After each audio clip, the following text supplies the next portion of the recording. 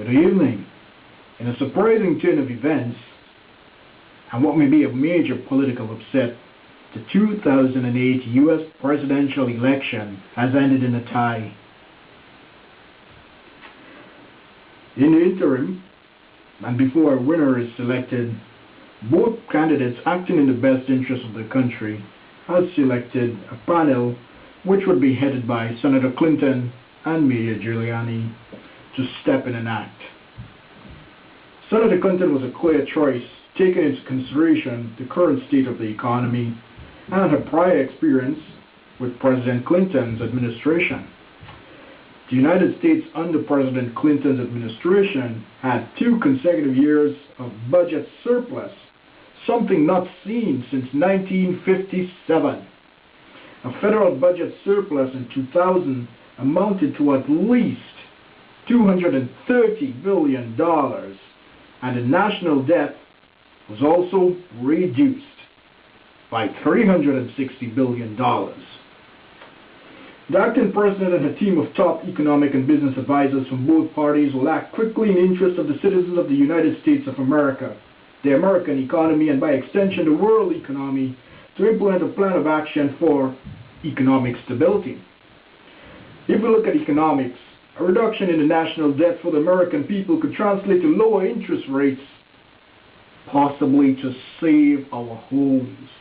There are over 1 million homes in foreclosures and 1 million homeless people through no major fault of their own are suffering slings and arrows of this situation.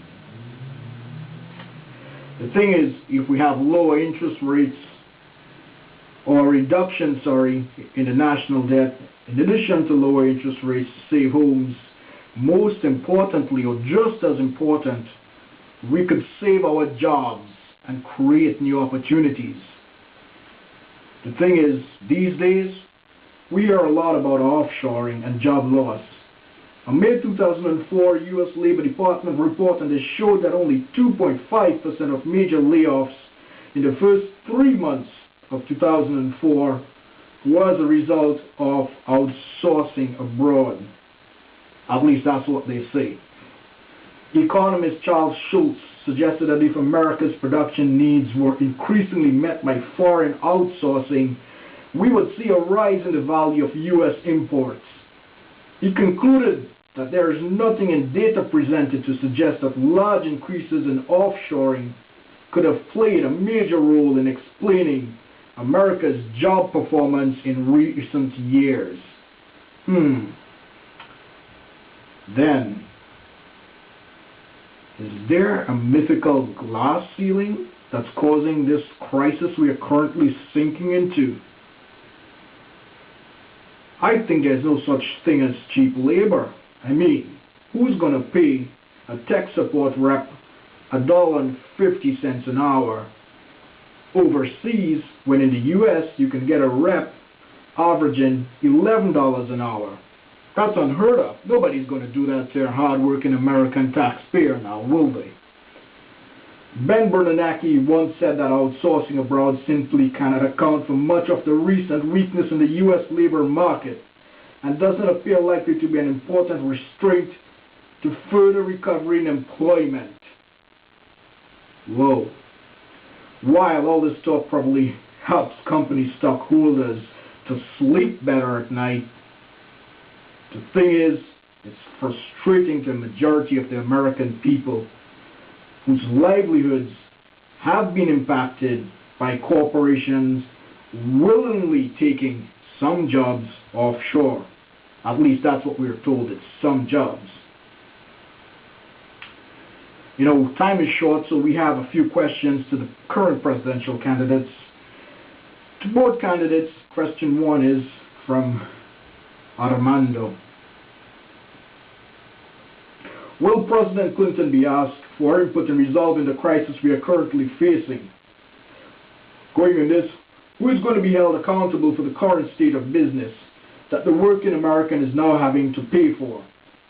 In business school, we all learned that businesses should have had proper risk management policies in place to prevent, this is what I think, to prevent the current state of events as it is, did anyone utilize tools that should have been implemented to properly assess, monitor, manage, and prevent this crash? We all hear about risk management, Six Sigma, cause and effect matrices, voice of the customer, millions of other tools out there that companies quickly sell, they request employees to have. But did anybody implement any of these protocols? And the only reason we bring this point up, is that America is full of talented individuals who possess such skills, who, given the opportunity, they would have taken it as patriotic duty and a fact that they would implement their skills to prevent this economic crisis that we are currently facing. In retail and front-end services, the powers that be should have also accounted for the fact that with the advent of the internet age and a more educated and savvy public consumers, companies accessing cheap labor to sell items upwards of 500% of cost is a thing of the past. When with a click of a mouse, anything can be obtained online, most cases at better values. Every day we also hear about illegal immigration. This is a highly volatile topic. Myself, I feel the pain of my American working class relatives. Generations have lived here, maybe over 150 years. They've worked hard, paid their taxes, and they have been faced with the unfair competition that cheap illegal labor brings. And while there seems to be a process in place to track, detain, and deport illegal immigrants, what is being done about those individuals in the United States who prey and sell false papers to people wanting to come to America, sometimes stealing identities from hard-working American taxpayers, Americans who are in some cases left to fend for themselves after being faced with financial, personal, and other economic crises through no fault of their own. Final question, I think, is there's been a major drop in prices of oil following months of propaganda stating that we need more gasoline, we need more oil production. What processes would you put into place as president to safeguard the general public, the consumers, from excessive profiteering by companies who seek the interests of stockholders at the expense of the everyday American worker, most of whom labor to make these profits a reality to these elite investors? Finally, this is a loaded question directed to Senator Obama. Sir, if you win, how would you protect people of color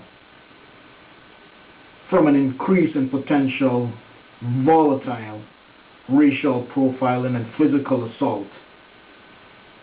This going on the report that there was a halt and an attempt on your life and the life of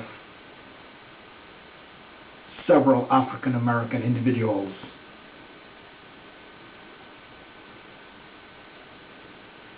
In closing, for some of my relatives, especially those with generations in America and some close friends, there is an uncertainty as to whom to cast a vote for this coming election.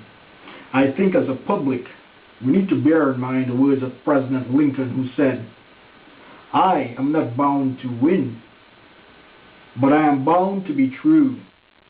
I am not bound to succeed, but I am bound to live by the light that I have. I must stand with anybody that stands right, and stand it with him while he is right, and part with him when he goes wrong." This is Gabriel Knight saying thank you. Good night, Mr. Shaw. Good night, Mr. Craig.